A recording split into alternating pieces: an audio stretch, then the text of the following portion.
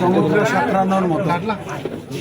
সমুদ্র সাঁতরায় যখন তীরে কেউ ঘিরতে পারে, ক্লান্তি তো থাকে কিন্তু আনন্দটাও থাকে। বিশেষ করে আমরা এখন পর্যন্ত যতটুকু তথ্য পাচ্ছি যে যেভাবে আসন বিজয়ী হচ্ছে, ইনশাল্লাহ বিএনপি সরকার গঠন করবে, সেটা একটা বড় আনন্দের জায়গা আমাদের। দীর্ঘদিনের অপেক্ষা বাংলাদেশের মানুষ ছিল।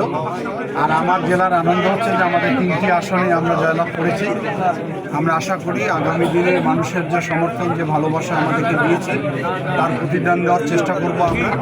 আমরা সবাই মিলেমিশে একসঙ্গে লালমনিরহাটকে যেমন গড়ে তুলব, বাংলাদেশের মানুষের জন্য আমাদের প্রিয় চেয়ারম্যান তারেক রহমান যে 31 দফা দিয়েছে রাষ্ট্র কাঠামো মেরামতের, সেটি নিয়ে আমরা এগিয়ে যাব একটি মানবিক, গণতান্ত্রিক, দুর্নীতিমুক্ত বাংলাদেশ গড়ার ক্ষেত্রে।